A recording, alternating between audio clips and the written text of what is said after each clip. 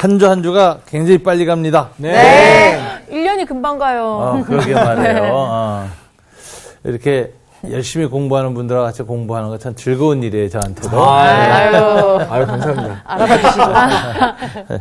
자, 오늘은 우리가 예수는 누구인가라는 주제로 예수님을 이제 3D로 보는 공부를 우리가 계속 하고 있는데 3D로 본다는 건 이제 역사적인 면모, 즉 입체, 예수님을 입체적으로 좀 더 자세히 보는 겁니다. 그래서 보는데 오늘은 이제 7번째 강의예요. 그 중에서 오늘은 특별히 이제 예수님이 마지막 십자가에 달리시기 전에 예루살렘 성에 입성하시는 장면에서 이제 우리가 몇 가지 예수님을 어떻게 당시 유대인들이 이해했는가, 예수님은 거기에 대해서 어떤 반응을 보였는가, 그걸 이제 알 수 있는 이런 내용입니다. 네.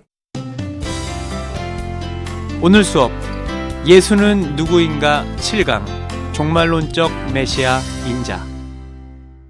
우리 성경 구절 좀 한번 읽어볼까요? 네. 자, 우리 누가복음 19장 35절부터 44절까지 석절, 두절, 두절, 석절 이렇게 읽으면 되겠습니다. 네. 그것을 예수께로 끌고 와서 자기들의 겉옷을 나귀 새끼 위에 걸쳐놓고 예수를 태우니 가실 때에 그들이 자기의 겉옷을 길에 펴더라. 이미 감람산 내리막길에 가까이 오심에 제자의 온 무리가 자기들이 본 바 모든 능한 일로 인하여 기뻐하며 큰 소리로 하나님을 찬양하여 이르되 찬송하리로다 주의 이름으로 오시는 왕이여 하늘에는 평화요 가장 높은 곳에는 영광이로다 하니 무리 중 어떤 바리새인이 말하되 선생이여 당신의 제자들을 책망하소서 하거늘 대답하여 이르시되 내가 너희에게 말하노니 만일 이 사람들이 침묵하면 돌들이 소리 지르리라 하시니라. 가까이 오사 성을 보시고 우시며 이르시되 너도 오늘 평화에 관한 일을 알았더라면 좋을 뻔하였거니와 지금 내 눈에 숨겨졌도다. 날이 이를지라 내 원수들이 토둔을 쌓고 너를 둘러 사면으로 가두고 또 너와 및 그 가운데 있는 내 자식들을 땅에 메어치며 돌 하나도 돌 위에 남기지 아니하리니 이는 내가 보살핌 받는 날을 알지 못함을 인함이니라 하시니라. 네.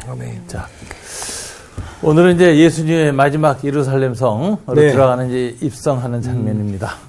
이 장면에 보면 이제 예수님이 이제 말을 타지 않고 나귀를 타셨다라는 것이 상징적이에요. 정복자들은 로마 군인들 항상 말을 타고 들어왔거든요. 예수님이 나귀를 타고 들어가신 것은 이제 그분이 정복하기 위해서 오신 분이 아니라 오히려 섬기고 겸손한 그런 모습을 이제 보인다. 우리가 이렇게 알고 있어요. 자, 그래서 예수님이 이제 나귀를 타고 들어가는데 여기에 대해서 이제 유대인들의 반응이 묘한 반응이 나왔습니다. 36절에 보니까 그들이 자기의 겉옷을 길에 펴더라. 우선 예수의 제자들이 예수님이 나귀 타고 가는데 겉옷을 벗어서 폈어요. 그런데 이제 좀 더 이 당시 사건에서 제일 먼저 쓰여진 마가복음에 보면 11장 8절은 이렇게 돼 있어요. 많은 사람들이 자기들의 겉옷을 또 다른 이들은 들에서 벤 나뭇가지를 길에 펴며 자, 겉옷을 펴서 깔았어요. 자, 이게 어떤 일일까요? 겉옷을 벗어 이렇게 깐다. 요거는 여러분들이 이제 그 당시에 예수님 당시에 중문동 문화의 한 특징인데 그걸 보여주는 유명한 기절이 하나 있습니다. 뭐냐면은 그 구약에 보면은 열왕기에서 보면 예후라는 사람이 나와요. 예후가 이제 그 반란을 일으키게 될 때 일어난 현상이에요. 그때 선지자 엘리사의 소년이 와가지고 예후에게 기름을 붓습니다. 아합 집안을 멸망시키는 일을 하나님이 이제 일으키는 거예요. 그러니까 이제 사람들 다 물리치고 그 엘리사가 보낸 선지자가 보낸 사자를 단둘이 만나고 기름을 쓴 다음에 이제 나왔단 말이에요. 그러니까 이제 부하들이 다 자리를 비켰다가 보니까는 기름 뒤집어 쓰고 나니까 이게 무슨 일입니까? 하고 의아해서 쳐다보니까 아이고 예후라는 사람이 이제 너스레를 뜬다는 거예요. 능청스럽게. 왜냐하면 이제 거기에 아합의 첩자가 있을지 모르니까 얘가 군인들을 떠보느라고 그 미친놈이 이런 표현을 써요. 그 미친놈이 선지자가 보냈다고 와가지고 나한테 기름을 부었다. 이렇게 쓱 비껴가는 거죠. 네. 근데 이제 예후의 그 장군들은 머리가 좋았고 네. 이게 무슨 메시지인지 비유인지 정확하게 알았어요. 그래서 그때 눈치 없이 어떤 놈이 그런 짓을 했어요. 뭐 이러고 나오면 그거 죽는 거야, 예후한테. 그런데 이 본문에 보니까 이렇게 되어 있습니다. 무리가 각각 자기의 옷을 급히 가져다가 네. 섬돌 위 곧 예후의 밑에 깔고 네. 나팔을 불며 이르되 예후는 왕이라 하니라. 요게 이제 그 당시 중군동 문화죠. 남자들이 겉옷을 벗어서 그분의 발 앞에 깐다는 건 뭐예요? 충성맹세. 당신은 왕입니다라고 하는 거예요. 말씀만 하시면 언제든지 칼 들고 일어나겠습니다. 근데 예수님이 예루살렘 성에 들어가실 때 그 일이 일어난 거예요. 네. 예수님이 말 타고 탁 예루살렘 낙에 타고 들어가실 때 많은 제자들뿐만 아니라 수많은 예루살렘 성의 시민들이 겉옷을 벗어 막 깔았습니다. 네. 왜 그랬을까요? 여러분. 왜 이런 열렬한 왕으로서의 네. 그 영접을 했을까요?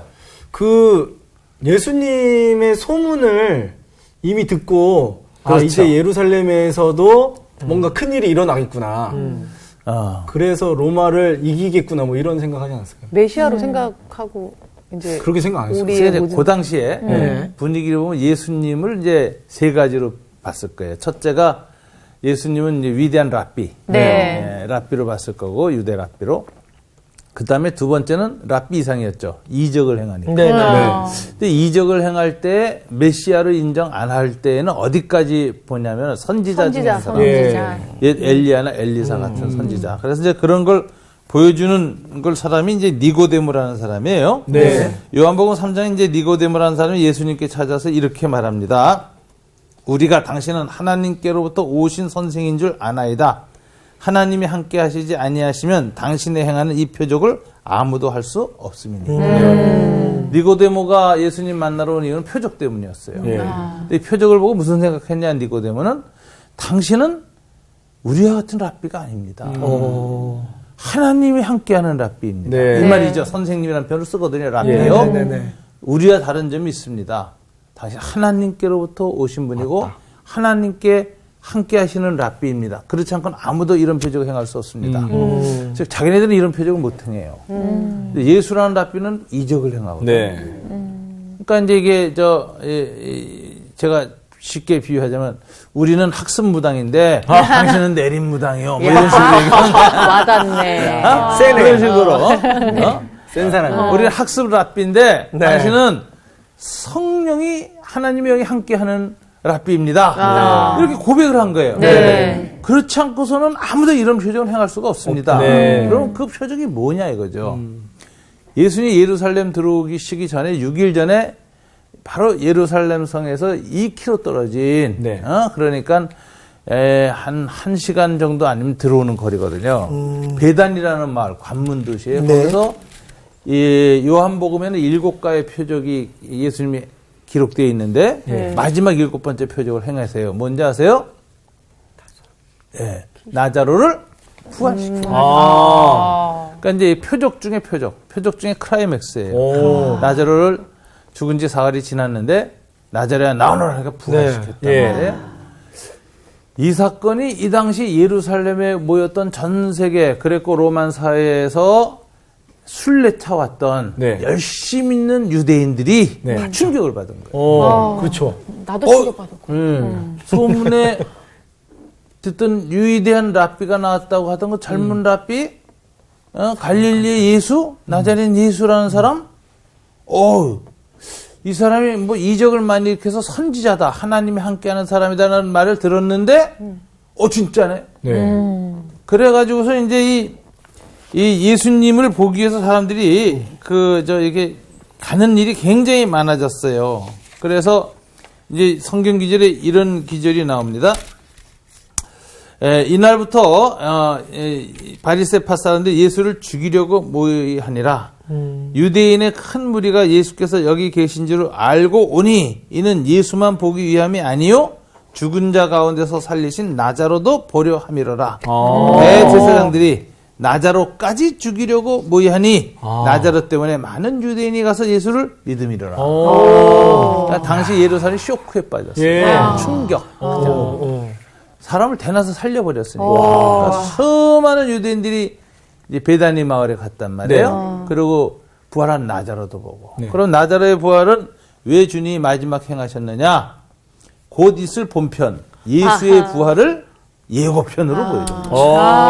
이걸 통해서 예수님이 죽으셨다가 사흘 만에 부활한다고 하는 그 예언이 네. 성취되고 이루어질 것을 미리 마음에 준비시킨 사건이었어요. 그렇구나. 그래서 요한복음에 보면 예수님이 부활하셨을 때 이 동굴 무덤에 가서 빈 무덤을 보고 예수님께서 그 전에 하셨던 말씀이 생각났더라 이렇게 되는 거거든. 근데 이제 그 당시 사람들은 충격을 받았죠. 그래서 이제 소문이 돌기 시작한 게 뭐냐. 그분이 단순한 선지자가 아니라 메시아인 것 같다. 메시아가 온다는 건 얼마나 당시 유대인들한테는 좋은 소식이었는지 몰라요. 예. 기다리던 소식이죠. 왜? 메시아가 오면 다윗의 왕국이 회복돼. 네. 이스라엘이 독립해요. 예. 하나님의 거룩한 신성국가로서 다시 이방인들의 압제를 받지 않고 우상 숭배를 강요당하지 않고 우상을 섬기는 자들한테 눌림을 안 당해. 네. 네. 그래서 예수님 오시기만을 그렇게 소망했단 말이에요. 로마의 치하에서. 그런데 그 메시아일지도 모른다는 예수가 낙이 타고 들어오니까 미리 내려가서 나자로 부활한 것도 보고 이런 사람들은 믿음이 생긴 거야. 저분은 메시아다. 네. 우리가 기대한 그 메시아다. 그래서 다 나와서 호산나 다윗의 이름으로 오시니요. 마가복음엔 그렇게 이름을 불러요. 네, 네. 네. 주의 이름으로 오시니요. 이런 표현도 있는데 호산나 다윗의 이름으로 오시느니요 하면서 종려나무를 흔들었는데 네. 종려나무 흔드는 건 왕을 맞이하는 행사죠. 네. 그 다음에 더 구체적인 행동들이 남자들이 겉옷을 벗어서 예수님 밑에. 그 낙이 앞에다 까는 거예요. 그건 뭐냐면 말씀만 하십시오.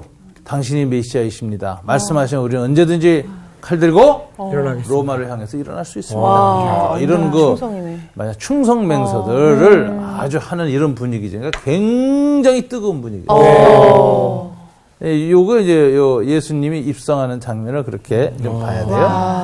이랬는데. 그런데 여기서 많은 사람들이 이제 다윗의 이름으로 오시는 이요라고 불러요. 네.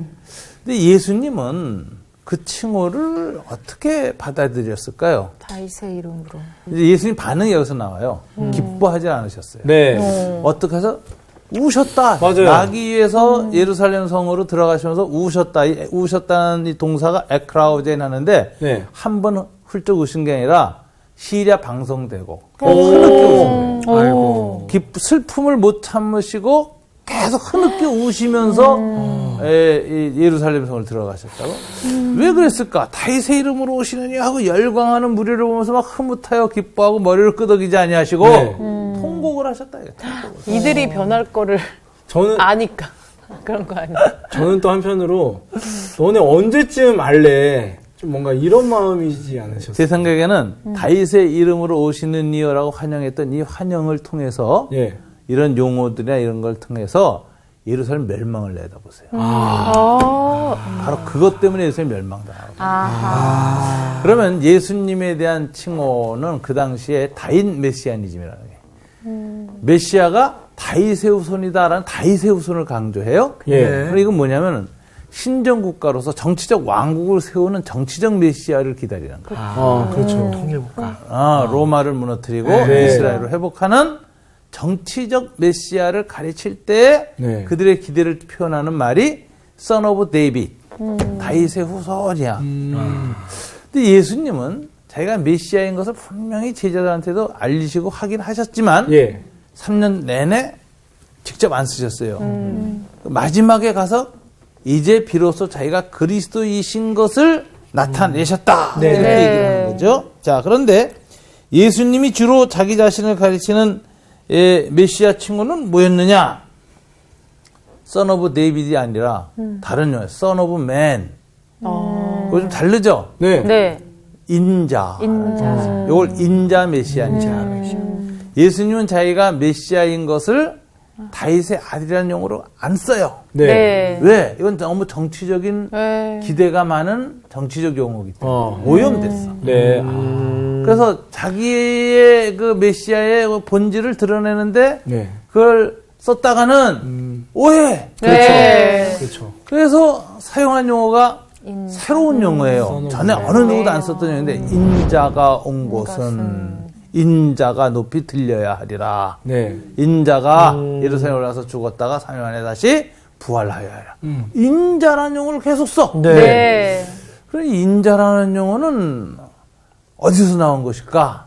다니엘서에 보면 네. 그 용어가 나와요. 다니엘서에 보면 이제 다니엘이 이제 환상을 보는데 다니엘서 7장 13절 내가 또 환상 중에 보니 인자 같은 이가 하늘 구름을 타고 와서 옛적부터 함께 계신 이에게 나아가 그 아들 앞으로 인도됐다 하는 말이 있고요. 또 10장 15절에 보면 16절에 보면 인자 같은 이가 있어 내 입술을 만진지라 그러면서 내가 힘이 없어지고 이런 하나님 만나는 체험을 해요. 네. 근데 하나님이 이 다니엘에게 나타날 때 외모나 형상은 꼭 사람 같은 모습으로 나타나셨지만 사람이 아니라 속성이 본질이 신이야. 예. 그래서 이걸 갖다 디바인 맨 이렇게 얘기해. 신적 인간. 늘 나타내는 용어가 다니엘이 인자 같은 이라고 했어요. 하나님인데 사람의 아들과 같은 모습으로 오셨다.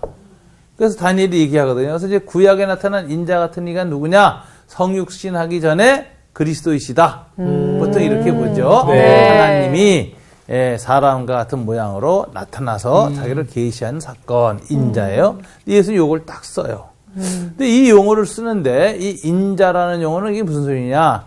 역사의 마지막에 인류를 구원하기 위해서 들어오시는 분이야. 인간 세계에 인간의 몸을 입고 인간에게 계시하시고 나타내시고 하나님에 대해서 알려주시는 분이 인자 같은 이거든. 네. 근데 요런 개념이 이제 종말론적 개념이라 그래요. 정치적인 무슨 왕국을 세우거나 이런 메시아가 아니라 종말론적 메시아. 역사를 마감하는.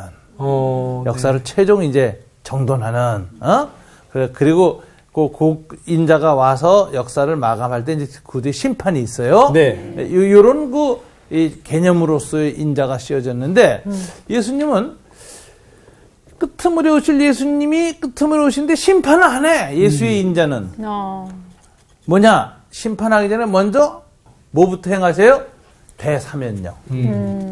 그리고 대사면의 근거로서 자기가 십자가에 죽으시는 거예요. 그리고 다시 부활하심으로써 십자가에 죽으신 분이 어떤 한 인간이 아니라 한 랍비가 아니라 한 선지자 중에 하나가 아니라 하나님의 아들이었다는 걸 보여주는 거예요. 부활함으로 신성을. 네. 그래서 이 인자이신 메시아 하나님이 모든 사람의 죄를 용서해주는 그런 구원의 발판을 마련하셨다. 근거를 마련하셨다. 이게 인자가 와서 할 일이다. 먼저. 네. 이걸 예수님이 계속 얘기를 했어요. 그런데 이제 이런 이 예수님의 이 인자 메시아니즘에 대해서 당대 유대인들이 이해했겠느냐? 여러분 어떻게 생각하세요? 전혀 못했을 것 같은데요. 예. 제자들도 이해 못했죠. 맞아요. 제자들이 이해 못했다는 걸 어디서 볼 수 있느냐? 주님이 예루살렘에 들어가서 죽기 전에 네. 제자들끼리 싸움질을 합니다. 네. 맞아요. 세베대의 두 아들이 주님 나라가 임하시면 그 어머니가 나서서 치맛바람 피우는 거예요. 맞아. 우리 아들 하나는 오른편, 하나는 왼편에 우의정 좌의정으로 임명하여 주시옵소서. 야, 이 인수위원회 구성하고 네. 정권 인수위원회 구성하고 이제 권력 투쟁을 시작하는 거야. 그 본문에 보면 다른 제자들이 그 얘기를 듣고 심히 분노하여 막 서로 이러는 거예요. 으르렁거리고. 그러니까 여기서 딱 보면 예수의 제자들도 예수님이 인자로서 이 땅에 오셔서 네. 먼저 죄사하는 일을 하기 위해서 죽으셔야 된다는 걸 조금도 생각 안 하고 있었어요. 예수님이 들어오는데 막 수많은 무리가 충성맹사서 옷 벗어 벗는 걸 보니까 기분이 좋아서 어깨가 으쓱으쓱해져. 드디어 때가 왔다. 네. 이제 우리가 칼만 뽑으면 다 들어가서 이제 이 땅 다 우리 땅 된다. 예수님 이적을 행하시는데 이 이적은 죽은 사람도 살렸는데 로마 군대쯤이야 뭐 이러고서 이제 뭐 그냥 눈이 빨개져 있었지 권력력으로. 그리고 지네들끼리 막 싸움질을 했단 말이에요. 네. 아유. 그러니까 이 제자들도 인자 메시아에 대한 이해가 없었다. 이렇게 봐야 돼요. 자, 그런데 이런 상황 속에 있을 때 예수님의 이 반응이 뭐냐? 그렇게 빨갛게 열정적으로 정치적 메시아로 환영할 때 예수님의 반응은 오히려 통곡이셨다. 네. 얼마나 왜 속상하시겠어요. 통곡하셨을까? 어. 아, 예. 도대체 내가 온 이유를 지금 오해하고 있고 네. 몰라요. 네. 그래서 이제 예수님이 이렇게 얘기를 하십니다. 여러분 오늘 본문을 보면은 이제 예수님이 통곡하시면서 뭐라고 하시죠? 가까이 오사 성을 보시고 우시며 이르시되 왜 우셨는가? 이유는 두 가지예요. 두 가지를 모르기 때문이다. 너도 오늘 평화에 관한 일을 알았더라면 좋을 뻔하였거냐? 지금 내 눈에 숨겨졌도다. 네. 날이 이를지라 내 원수들이 토둔을 쌓고 너를 둘러 사면으로 가두고 또 너와 및 그 가운데는 내 자식들을 땅에 메어치며 돌 하나도 도리에 남기지 아니하리니. 이게 예수님이 예루살렘 들어가실 때가 AD 30년이었거든요. 네. 네. 근데 이 예언한 일이 언제 일어나요? AD 70년에 일어나요. 40년 후를 내다보신 거예요. 낙이 타고 들어가시고. 근데 어떤 장면을 보셨느냐면 로마 군대가 예루살렘 성벽이 하도 높으니까 이거 공격하기가 힘든 거야. 네. 그래서 바깥에다 성벽하고 더 높은 높이로 흙을 나르려다가 이렇게 높게 흙 언덕을 쌓아요. 네. 거기 올라가서 활 쏘는 거야. 내려다보고. 그래가지고 그래야 이제 이 성벽을 타고 올라갈 때 위에서 뭘 못할 거 아니에요. 네. 그렇게 해서 하면서 토둔을 쌓고 공격을 하고 들어가서 이제 예루살렘 시민을 학살하는데 여러분 이 놀라운 게 이 칼창도 안 쓰고요. 네. 유대인의 어린 아이들을 끔찍해요. 저도 설명하기 참 어려워 보이는데 땅에 메어쳤다. 메어쳐서 죽이는 잔인한 죽임을 합니다. 그리고 이제 이 점령하기 직전엔 아주 가두고 대기근이 이루어져. 그러니까 식량을 하니까. 그래서 요세푸스라는 사람이 쓴 유대 전쟁기에 보면은 전쟁하는 동안에 식량이 떨어져가지고 너무 배고프니까 나중에 사람 잡아먹는데 제일 잡아먹기 쉬운 게 애들이에요. 약하니까 저항 못하고 그래서 애를 잡아먹는데 지혜를 못 잡아먹어. 그래서 남의 집 애를 잡아먹어요. 근데 이제 요세푸스의 그 글에 보면 어떤 끔찍한 장면이냐면 이걸 먹다 보니까 제정신이 들어와서 보니까 지혜야. 그래가지고 엄마가 미쳐. 그래서 미쳐서 길거리로 소리를 지르고 막 그 저주받은 상태로 돌아다니는 모습이 그 묘사되어 있어요. 그러니까 그런 과정을 거쳐서 함락되고 나선 살아남은 마지막 유아들도 땅에 매대치기 당하는 이런 비참한 죽음으로 막 시체가 시산열을 이뤄가지고 이게 유대 전쟁 4년 동안에 죽은 유대인 숫자가 100만이에요. 이게 무슨 소리냐면 그 당시 유대 팔레스타인 지역 유대인 전체 인구가 70만 80만 했거든요. 다 죽었고 근데 더 많이 죽었죠. 그럼 어디서 온 사람들일까? 조국이 로마와 전쟁한다는 소리를 듣고 디아스포라 유대인들이 한 100만 정도 됐는데 거기서 젊은이들이 또 조국을 위해서 싸우러 온 거야. 다 죽은 거야. 다 죽은 거야. 그러니까 이게 이제 아주 AD 70년이라는 대학살이에요. 그리고 이제 이 티투스 장군이 성전서부터 예루살렘 성벽을 다 물어버려가지고 하나 벽만 남아났어. 통곡의 벽이라고. 그게 이제 그렇게 집근도 가면 통곡의 벽이 있는데요. 만들어 놨는데 왜냐면 그거는 그 앞에다 텐트 치고 군인들이 비바람 피하고 이렇게 하기 위해서 벽 하나만 남아났어. 성벽 하나만. 이럴 정도로 완전히 아주 쑥대밭이 됩니다. 이 끔찍한 상황을 예수님이 낙이 타고 들어가서 미리 보는 거예요. 날이 이를지라 AD 70년. 그때 내가 이렇게 될 것이다. 통곡하고 우세요. 너무 슬퍼서. 지금 환영하는 이 사람들이 그렇게 될 걸 생각해서 우세요. 그런데 이들이 그렇게 되는 운명에 빠진 이유는 두 가지라는 거예요. 몰랐기 때문이다라는데, 첫째는 하나님의 평화를 몰랐기 때문에. 네. 두 번째는 하나님이 돌아보시는 날을 몰랐기 때문이다. 이는 내가 보살핌 받는 날을 알지 못함을 이남이니라 하시니라. 통곡하면서 그렇게 자기가 통곡하는 이유를 설명해요.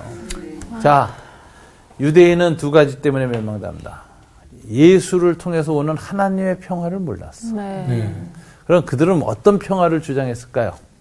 이게 이제 분파주의 평화라는 건데, 사두개파는 뭐의 평화를 원했느냐? 먹고 살고 제사장 노릇하려면 성전의 평화예요. 성전 체제가 온전하고 자기네들의 대제사장의 지위와 기득권을 유지하는 게 평화야, 이들은. 네. 성전의 평화. 바리새파는 무슨 평화죠? 회당. 그렇죠. 회당의 평화. 예. 회당 지배 체제였거든. 네. 예. 그래서 자기네들의 율법, 뭐 안식일, 교리, 뭐 이런 여러 가지를 지지해줘서 자기네들의 회당 체제라고 하는 랍비들의 종교적 기득권을 유지해주는 게 그들의 평화야. 네. 네. 자, 열심당은 제4파라 그랬어요. 네. 열심당이라는 거는 어떤 평화죠? 조국? 정치. 그렇죠. 유대 민족주의. 민족주의. 주의 평화예요. 네. 로마를 물리치고 네. 유대인의 자치왕국을 세우는 거야. 네. 이게 이 사람들의 평화예요. 네. 네. 근데 이건 다 뭐예요? 자기네들이 종파 내지 당파적 평화란 말이에요. 네. 이게 최고의 가치야, 이 사람들은. 그래서 이걸 반하는 사람 다 죽이는 거야, 서로. 어? 이게 이 사람들의 문제인데, 예수의 평화는 뭐예요? 인자 속에 나타난 거예요. 죄사함, 용서, 성령의 임재를 통해서 하나님의 다스림이 임하는 거예요. 네. 하나님의 평화라는 거예요, 이게. 근데 예수님이 예루살렘 들어가면서 너희들이 이렇게 나를 환영하지만 너희들이 다 멸망할 것이다. 왜? 하나님의 평화를 알지 못하기 때문이다. 평화, 하나님의 평화. 근데 하나님의 평화는 어떻게 이루어져? 하나님이 돌아보신다는 건 뭐예요? 자기 백성에 대한 언약을 기억하셔서 네. 언약을 이루기 위해서 돌아보시고 찾아오시다. 이 신방이라는 뜻이 있어요. 이 돌아보심이라는 단어가 친히 언약을 지키기 위해서 오시는 거야. 네. 오셔서 십자가에 못 박여 죽으시고 부활하심으로써 인류의 모든 죄를 용서하고 자기 백성을, 언약 백성을 다 다시 하나님과 평화의 관계를 회복시키는 일을 위해서 왔는데 너희가 그걸 몰라. 네. 그래서 자기네들의 평화에 맞지 않다고 생각해서 평소엔 그렇게 서로 싸우던 이들이 무의식적으로 일치해요. 그래서 예수 그리스도를 죽이기로 결. 이게 십자가죠. 이게 뭐냐면 인간이 자기의 작은 이익이 절대화되면 네. 하나님 죽이는 거예요. 이게 이제 종파적 평화라는 거예요. 그다음에 자기네 민족주의적인 어떤 작은 평화 또는 계급적 평화, 부자들의 평화, 가난한 자의 평화, 사회적 계급적 평화, 예. 혹은 또는 뭐 이제 인종적 평화 하면은 뭐야? 백인과 흑인, 네. 네. 또는 종교 종파 하면 뭐 기독교의 평화, 이슬람의 평화가 지금 맞부닥치고 네. 있죠. 네. 네. 그다음에 이제 성적인 문제죠. 성적 불평등과 갈등에서 남성의 평화, 여성의 평화가 맞부닥쳐요. 네. 이런 게 이제 소위 말하자면 인간의 평화라는 거예요. 그럼 인간의 평화는 어떻게 결정되느냐? 힘센 놈이 이기는 게 평화야. 맞아요. 그렇죠. 하나님이 개입을 안 하세요. 저걸 택하는 하는. 그럼 하나님 누구한테 함께 하시고 개입하시냐? 하나님의 평화를 받아들이는 사람들에게만 이게 일어나는 일인데, 예수가 자기네들의 평화를 지지 안 한다고 죽여버리는 사람들은 하나님의 평화가 임할 수가 없어요. 네. 또 끊임없는 분쟁과 분열과 투쟁을 하는 거예요. 증오와. 그래서 저기선 자기네들의 어떤 당파적 평화를 해치는 사람을 끊임없이 죽이려고 노력하는 거죠. 이게 이제 예수 죽이는 과정에서 뚜렷하게 나타나는데 이제 이런 기절이 있습니다. 여러분들 요한복음에 나오는 기절인데요. 제가 읽을게요. 11장 47절부터 53절에 보면 이에 대제사장들과 바리새인들이 공회를 모으고 이르되 이 사람이 많은 표적을 행하니 우리가 어떻게 하겠느냐? 만일 그를 이대로 두면 모든 사람이 그들 믿을 것이요. 여기까지는 그렇다 치고 그다음에 이렇게 얘기합니다. 그리고 로마인들이 와서 우리의 땅과 민족을 빼앗아 가리라 하니 예수라는 사람을 따르는 사람들이 다 나와가지고 우리의 기존 로마하고 적당한 타협 관계를 만들고 사내들인 공예를 만들고 유지하고 있던 우리의 평화를 깨뜨려 그리고 그를 따르고 유대 열심당 민족주의자들이 호산나 다윗의 이름이라고 막 지금 붙어서 눈이 뻘개서 날리고 옷 벗고서 벗던지고 말씀하신 칼 들겠습니다 난리를 치니 이거 우리의 안정적인 이 산헤드린 체제가 지금 위험하다. 네. 이게 위험이 생긴 뭐예요? 이 예루살렘이나 팔레스타인을 지배하고 있던 로마가 군대를 보낼 거란 말이야. 평화적으로 유지 못하니까 군대를 보내니까 이렇게 얘기하는 게 그리고 로마인들이 와서 우리 땅과 민족을 빼앗아 가리라 하니 그 중에 한 사람 그의 대제사장인 가야바가 그들에게 말하되 설득하는 거예요. 야, 너희가 아무것도 알지 못하는도다. 한 사람이 백성을 위하여 죽어서 온 민족이 망하지 않게 되는 것이 너희에게 유익한 줄을 생각지 아니하느냐. 한 사람이 누구죠? 예수. 지금 우리가 왜 이 우리들의 평화가 이 로마의 평화와 이게 다 이제 이 헤롯 땅파나 본디오 빌라도는 다 총독이죠? 이 사람 로마 정치가들이에요. 이 사람은 로마의 평화야. 추구하는 게. 이게 깨진 군대를 보낸단 말이야. 근데 지금 우리가 이렇게 해서 다 이제 맞붙여서 대강 살고 있는데, 요놈들은 문제야. 요건 항상 이제 투쟁적이었으니까. 근데 예수 때문에 이놈들이 다 달라붙어가지고, 흉흉하게 돼가지고 예수를 지도자고, 폭동이 일어나고, 반란이 일어나고, 혁명이 일어나기 일보 직전이니, 어떻게 해야 돼? 한 명을 죽이자. 뇌관을 제거하자. 이걸 제거해야지. 왜 우리가 다 죽냐? 이거죠? 그러니까 많은 사람의 공헌이 맞아. 머리를 숙였어요. 그래서 암묵적으로 예수를 죽이려고 이날부터 그들이 모이하니라. 이렇게 딱 본문이 끝나요. 선생님이. 아이고. 이게 이제 예수님을 죽이게 되는 그 당시 정치적 합의가 일어나는 거야. 다 죽이자. 그때는 그러면은 열심당은 그쪽 위에 낀 건 아니네요. 이게 이제 진짜 묘한 거예요. 그러니까. 그 사람들이 다 지지를 했잖아요. 예수를. 기대했고. 그런데 마지막에 딱 가서 보니까 이 기대가 무너져. 예수가 당당하게 싸우고 막 이러면 왁 하고 같이 칼 들고 나갈 텐데 끌려와가지고 가시면류관 쓰고 두들겨 맞아가지고 비참하게 돼 있거든. 그러니까 뭐예요? 기대를 걸었던 사람이 자기네 기대를 채워주지 못하면 절망감이 뭐로 바뀌죠? 분노. 그래가지고선 무리들이 선동도 당해요, 이 사람들한테. 이 빌라도는 그래. 야, 내가 볼 때 아무리 봐도 예수는 너희가 유대인의 자칭 왕이라 그랬다, 뭐 세금 내지 말라 그랬다, 백성 미워했다고 지금 정치범으로 넘기는데 내가 보기에 그거 아니야.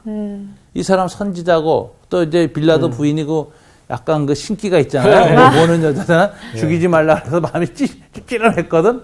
안 죽이고 싶은데 이 사두개파들이 외치죠. 아니 그 자칭 유대인의 왕이라고 해서 정치범으로 넘어온 놈인데 당신 자꾸 풀어주려고 그러면 우리가 원로원에 당신 고발하겠다. 황제에게 반역죄다 이러니까 빌라도가 자기 목 달아나면서까지 예수 풀어줄 일 없잖아요. 그러니까 알았다 하고 넘겨주면서 근데 난 정말 죄 없어. 너희가 큰 요구해서 하는 거라고 이제 손을 씻잖아요. 요때 빌라도는 로마의 평화는 안 깨트리겠다 이게.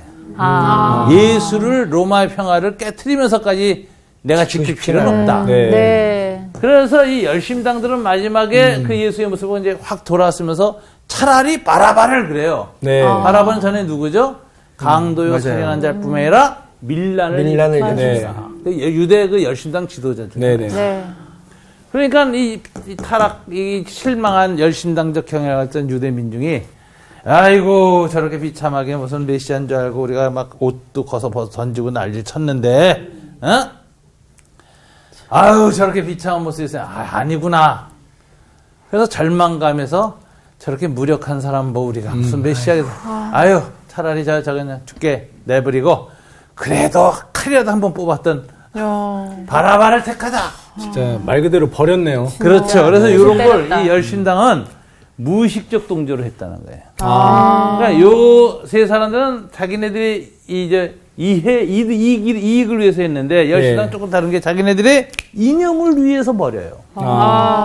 이게 이제 이데올로기화된 정치적 민중은 굉장히 하나님의 계시를 안 받아들일 수 있어요. 자기네들의 이념이 너무 절대적이야. 네. 성경의 계시가 하나님이고 자기네들의 이데올로기가 안 맞으면 버리는 거예요. 이 민족주의적인 이데올로기가 너무 강했다라는. 예. 그렇게 해서 이것이 무의식적으로 다 연합을 해가지고 예수를 죽이는데 아주 묘하게 당일 맞아떨어져요. 예. 이런 경우는 굉장히 드문 경우예요. 평소 서로 웬수들이었거든. 참. 근데 예수님 죽이는 데 있어서는 딱 일치가 돼버리는데 이게 하나님이 특별히 역사하신 부분이 있는 것이고 그만큼 악한 영들이 날뛰었고 네. 그다음에 이런 경향이 있던 사람 중에 예수를 죽이는 대로 내버리고 바리새인한테 팔아버리는 사람이 가룟 유다. 지난번 얘기했죠. 가룟. 네. 이스카리옷 할 때 네. 시카리. 시칼. 시카리에서 그 언어 나왔죠. 가롯이란 말이 칼을 품은 자들, 암살자들을 가르치는 영화거든요. 시카리가. 이런 사람들조차도 다 예수님 넘겨야 되겠다. 예.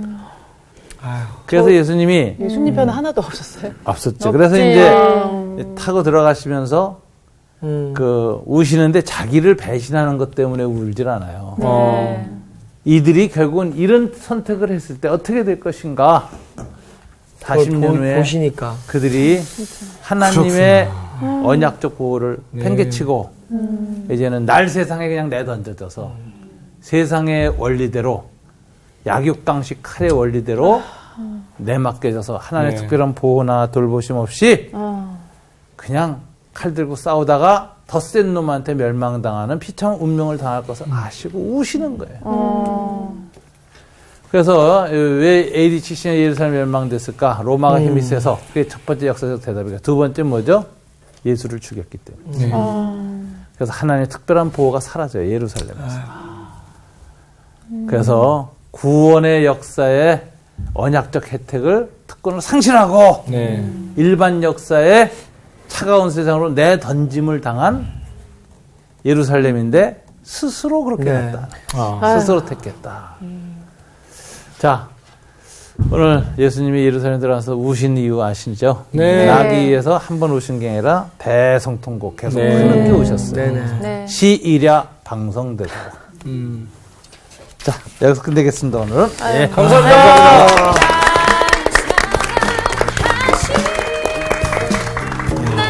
저는 사실 이제 내 개인의 어떤 그런 평화를 위해서 얼마나 예수님을 올바로 알지 못하고 하나님을 얼마나 제대로 보지 못했나 라는 부분에 대해서 좀 많이 생각하고 또 진짜 성서학당이 참 진짜 필요하다라고 생각했던 게 예수님이 우셨던 이 사건에 대해서 저는 개인적으로 이렇게 환영했는데 나중에 나를 배신해? 막 이렇게 해가지고 우시는 거. 그래서 이제 그랬는데 내다보는 그 엄청난 사건에 너무 마음 아파하셔서 우셨다는 말씀 들으니까 야 진짜 정말 잘 알아야 된다. 예수님의 이 속사정도 우리가 오늘 공부를 안 했으면 그러니까요. 평생 이렇게 오해하고 넘어갈 그러니까 뻔했잖아. 말이에요.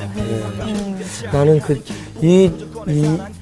공부를 하면서 약간 지금의 대한민국하고 현실에 있는 우리의 모습, 네. 또 그 기독교, 개신교 안에의 모습, 어쩌면 이런 그 유대민족주의 평화, 우리의 평화를 위해서 또 많은 것을 하나님을 배신하고 있지는 않은지 다시 한번 생각하게 되는 굉장히 뭔가 막 찔림을 막 받는 그런 시간이었어요. 가장 위험한 게 보니까 열심당인 것 같은 거지. 그러니까 우리가 가장 조심해야 될 게 우리가 저 위의 셋보다도 저렇게 예수님을 열심히 따를 때 우리의 뭔가의 목적이나 생각에 있다가 그게 아니라고 있다가. 생각했을 때 네, 예수님을 또 대성통곡하게 하는 네. 일이 제발 없었으면 맞아요. 좋겠다는 생각이 듭니다. 그래서 결국 예수님 편은 아무도 없었다고 하잖아요. 네. 근데 오늘 우리도 예수님을 지금도 저렇게 외롭게 하고 계시진 않을까. 네. 우리도 우리가 아쉽고 막 이럴 때는 열심당처럼 막 예수님을 지지하다가 그렇죠.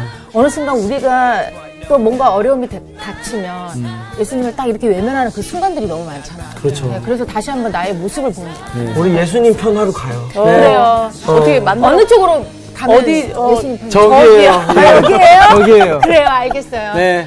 갑시다. 저기 맞아? 저기야. 맞네. 여기 맞아? 아, 계신다. 어머, 저쪽 같아요. 아, 저쪽이야? 저기야, 저기야, 여기. 이번 주 퀴즈입니다. 에베소서의 쌍둥이 서신이라고 불리는 책은 무엇일까요? 1. 골로새서 2. 빌립보서 3. 히브리서.